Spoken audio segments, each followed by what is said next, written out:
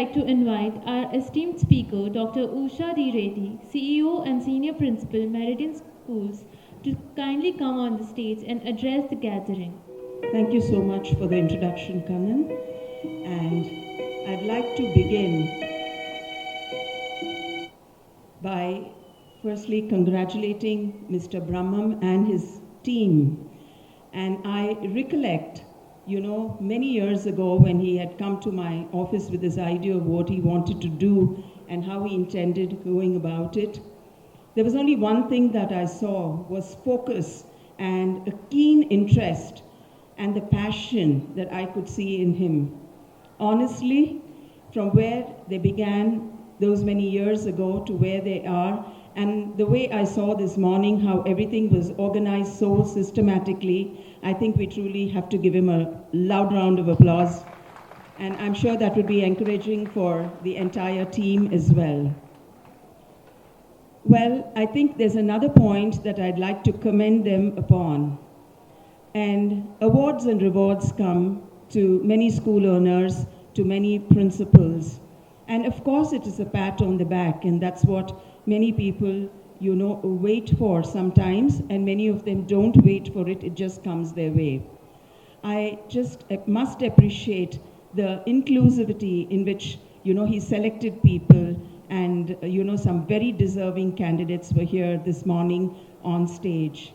It's very easy for focused people to achieve, whatever they dream of when the going is great. But I think it's a greater achievement when despite all the odds, your focus is so strong. Like we saw the child, who was here on stage receiving the award, and, the gentleman who was the educator, who received the educator award as well. So I think, despite challenges, if you can achieve whatever you have, I think hats off, and I think all of us bow our heads, for your achievement.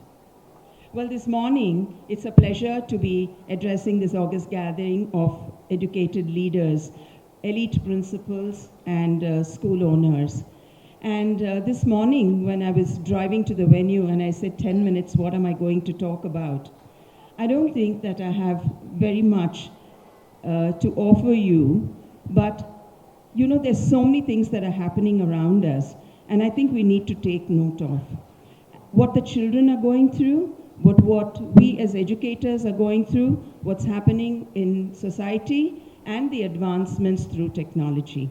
So if you look at, the 3-day conference, you will find that the varied topics relating to classroom management, to pedagogical skills, to, careers of the future, AI, and whatnot. Storytelling as an art, I think the selection of topics was brilliant.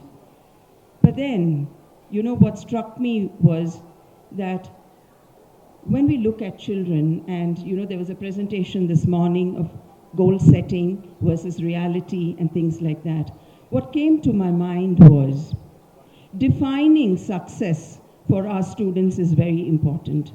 Defining success as educators for ourselves is very important. Because let us not forget, after all, when we head schools, we are influencers. As a teacher, you're in control of those hundreds of kids in your classroom who look up to you. And, as a principal and head of school, then the responsibility is that many-fold. So I was just wondering whether we are defining success, in the right manner, and I understand the importance of this. I would like to, you to recollect in your memory some of the biggest success stories that you've heard of. And what if they have become successful at the cost of ethics? What if they've become successful at the cost of relationships at home and the people who are around them? What if they've become successful where nothing matters other than the materialistic achievement? Would that be termed as success? I think let's just question ourselves. So it's very important when we talk to our children, and we all have this opportunity to influence them, to understand, what we mean by success. If you don't study well, they tell the children that, maybe you won't be a success. So, unless you get these marks, you won't have a bright future. Why are we putting this type of pressure onto our children? Success should be redefined, according to me. It's not the degrees and the certificates alone that will make you stand a head taller than the others, but it is everything else that you do along with that. And I think that is the clarity that I would like to press upon. When we look at what is happening, around us, the incident of a girl having lost her life, I think the concern that all of us have, I think is very, very valid. But what are we going to do about it? People have been walking, marching with candles and slogans and, demanding, action and immediate action, which if you've read the news today, you know what has happened. But what I'm trying to say is that when we deal with children, we have to talk to them with a lot more care. We have to engage them in understanding themselves a little better. So when we say you have to study better, you have to focus, you have to concentrate on it, that's going to be a little thing that I want to dwell upon. Being aware of your surroundings, being in the moment so that you can think spontaneously. Be aware as to, in a situation like that, what you need to do is something that we need to take accountability for and train our children. Maybe at the point when they are faced with something like that, either it can be abuse, it can be, somebody tormenting them, it could be something smaller or bigger. But they should know what they have to do, how they have to speak up, and they have to understand that unless they raise their voices and share that with the adults, I think that, disaster will occur. So we have to infuse this confidence in students that at the time of need and the time of stress, that, you have to speak up about it, and the teachers, the school, and the parents are united in supporting and protecting you. Can we all decide that we have to make our schools that much more safer? Because, it is important, that we stand in solidarity for every incident that happens. But there's so many happening. So when we talk of educating and bringing about the awareness, I think it's very important. Yesterday, we had celebrated the Suraksha month where all the children were in black and white. Black to state that we are standing united against whatever happened. But I thought that wearing white, bringing about peace and awareness of what you need to do in a situation if you were confronted was far more important. The awareness that every child should have and what they need to do, which apps to download if they're traveling alone, which numbers to dial if they are in danger, is something that we all need to talk about. Why is it that sometimes in a classroom, when we have children of varied capabilities, that you find, though you keep telling them, that you must focus, you must concentrate, and then, you'll become a better learner? Is there somebody who's, I'm sure, can you raise your hands? How many of us would have actually said, can we have a show of hands? You must concentrate, and then I'm sure that you can do better. If we're honest, I'm sure as teachers, yes, I can see a few hands, that, yes, if we're honest, yes, all of us say it. The child is being told to concentrate so they can improve their academics and their learning abilities. But have we ever taken time off to teach them how to concentrate? There is, a little difference between the two. Telling them to concentrate and teaching them to concentrate, it's translating into a verb. You're showing them how to do it actually. So for a child, we need to make them understand that, paying attention to something in a focused flow where nothing else matters but that will lead to concentration. So when you are, many of us would have walked into this entire setup. How many of us would have actually taken note of how many stalls there were for registration? We all know that we're coming to Hall 2. How many of you, through all the displays that were there, remember the color of the carpet that was there? And how many can you remember the names of the stalls as you walk down? So I think when you become aware, and this is what we were taught as children, and I was very fortunate because I was educated in a school called Rishi Valley, where we had this stalwart Jiddu Krishnamurti there over for at least 40 days in a year. And sometimes as a child, when I listened to him about attention, he said, pay attention. Pay attention to everything. And the other word that he used very forcefully was become aware. And quite often as a child, you wonder what that is. So I'd like to now do a small practical exercise to reinstate what I was talking about. When I reiterate that, maybe we understand what is concentration, what is focus and attention, and we also will get to the next step of what I want to talk about.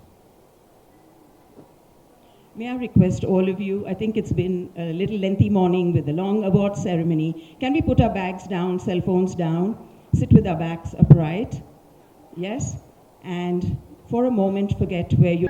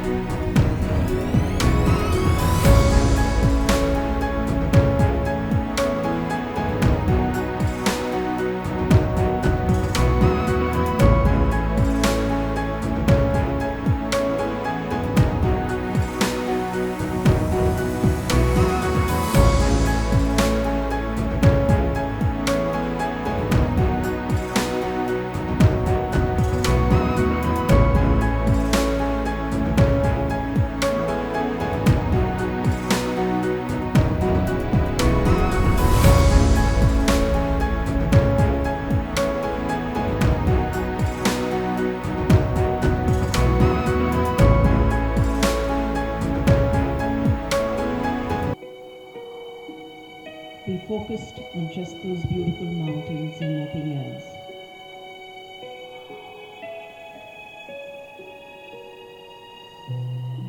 Now slowly transport yourself back to where you are, to the moment, to where we are in this hall.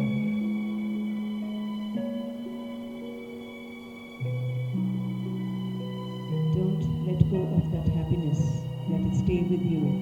Let the peace be with you. Let the focus be with you. And in a happy state, anything and everything can happen. Reiterate that you are an inspirer. You head a school. The future of so many thousands of children is in your hands.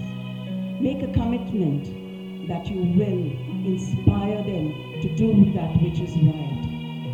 Take the responsibility to teach them what they need to do when they are confronted with difficulties. You are the change maker.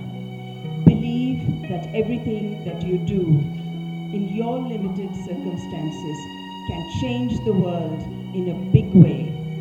The ripples that you create with your students, your inspiration, May it cascade. And may your children who are influenced by you reach out to the larger community. Let the people who are inspired by them then spread the ripples to the entire nation.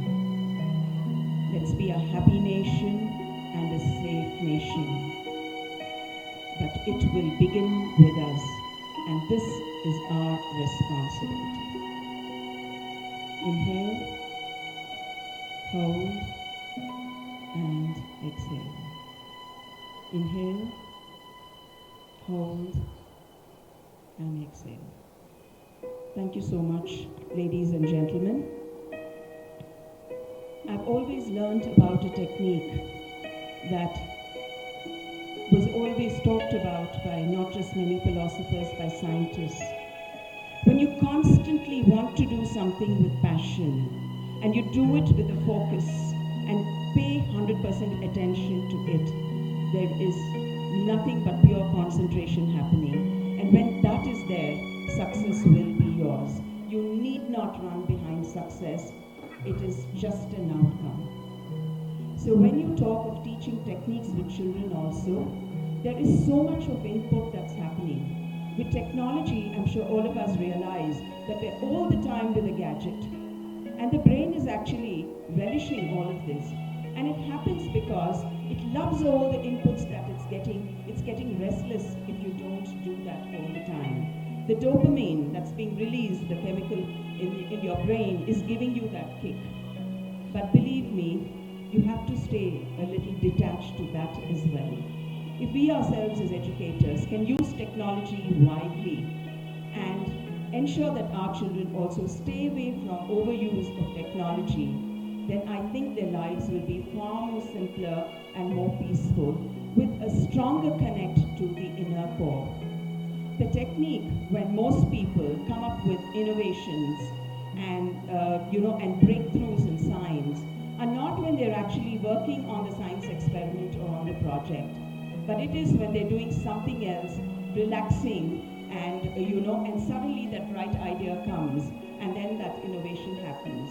And you can list any number of things that happen. So I did a course in one of the most reputed institutes in the world, online, where my faith in the system was reiterated, and the word for it is Pomodoro, which means you have to take a break when you're studying. So do tell your children that too much of studying too, your brain can't take it. There has to be a gap, and that's why they say you have to be a jack of all trades and give yourself a breather, and probably you'll be better at everything that you do. So these two things, I think, we must push to the children as well to use the technique of Pomodoro, because when there is a breather, when you're doing nothing but being with yourself, when you are aware, then creativity will be at its best. I'd like to end by saying one of the best examples in my own school was what was called Astachan. End of the day, the entire school of 350 children would go up a hillock, and we sat peacefully there and watched the sun set. Simple as that. So in the minds of children, any pressure that was there, anything that hurt them, any fight that they've had, anything nice that has happened would all be there. It's time for your emotions to come. We are not robots. So give that for your body to understand that, for your mind and your heart to be connected, so that you become aware of what's happening to you. And then when we watch the sun set totally, silently the entire school would walk down the hill. And in life, when each one of us and each one of your children will definitely have the highs, they'll definitely have the lows. But you must teach them to stay in silence so they connect to the core, and believe me, the role will begin again and success will be theirs. So on that note, I hope that we pass this message to children, that to become a successful person, it's not just the degrees, an accumulation of degrees. To become a successful person is not the materialistic things that you can accumulate, but it's the values that you have, the relationships that you can nurture, and to be with yourself.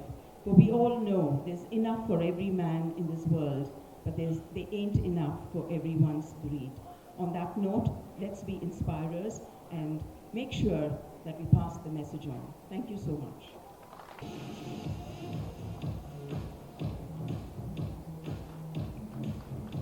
Yes, ladies and gentlemen, make it louder for, these beautiful ladies are here on the dais and you people are not very, very nice.